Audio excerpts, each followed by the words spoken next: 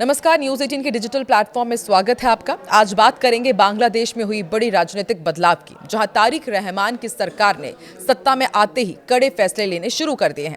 बांग्लादेश में हाल ही में संसदीय चुनाव हुए हैं, उसके बाद बीएनपी की प्रचंड जीत हुई है, नई सरकार ने सत्ता संभाला है।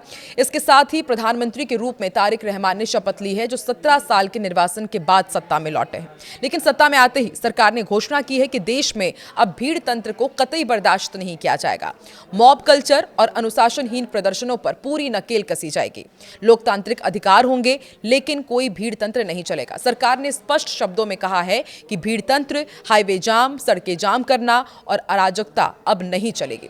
पुलिस को मजबूत और जवाबदेह बनाया जाएगा। जो लोग कानून हाथ में लेंगे, उन पर कड़ी कार्रवाई होगी। ये संदेश कुछ हद तक भारत में उत्तर प्रदेश के मुख्यमंत्री के सख्त अंदाज जैसा भी नजर आ रहा है, जहां अनुशासन और कानून व्यवस्था को प्राथमिकता दी जाती है। साथ ही ये भी कहा जा रहा है कि सरकार अल्पसंख्यक, खासकर हिंदू और बौद्ध समुदायों की सुरक्षा सुनिश्चित करेंगी और सभी नागरिकों को समान अधिकार मिलेगा।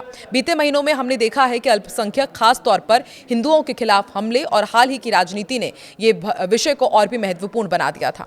बांग्लादेश नेशनलिस्ट पार्टी यानी कि बीएनपी की सरकार में सबसे सीनियर मंत्री मिर्जा फखरुल इस्लाम आलमगीर ने कानून व्यवस्था को सरकार की 3 सबसे बड़ी प्राथमिकताओं में शामिल बताया है और साफ कहा कि प्रशासन मॉब हिंसा को खत्म करने के लिए ठोस कदम उठाएगा। जब उनसे पूछा गया कि क्या नई सरकार इस पर सख्ती दिखाएगी, तो उनका सीधा जवाब था बिल्कुल। आलमगीर न केवल पार्टी के सेक्रेटरी जनरल हैं, बल्कि उन्हें लोकल गवर्नमेंट मिनिस्ट्री का चार्ज भी दिया गया है।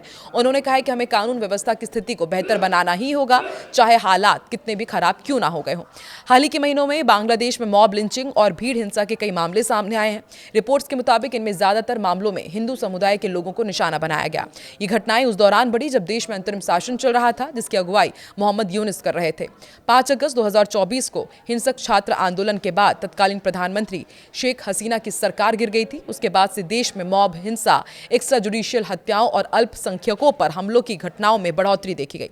हालांकि कुछ विपक्षी समूह और राजनीतिक दलों ने चेतावनी दी है कि यदि उन्हें सड़कों पर आवाज उठाने का मौका नहीं मिला, तो वो प्रदर्शनों के लिए मजबूर हो सकते हैं और सरकार के इन कदमों का देश में विभिन्न प्रतिक्रियाएं देखने को मिल रही हैं। तो बांग्लादेश में नई सरकार ने शुरुआत से ही कानून व्यवस्था को प्राथमिकता दी है और भीड़ तंत्र को नियंत्रित करने का स्पष्ट संदेश दिया है। तो क्या ये सरकार की रणनीति बांग्लादेश को स्थिर करेगी? नीचे कमेंट में जरूर बताएं। वीडियो पसंद आए तो लाइक और सब्सक्राइब करना ना भूलें।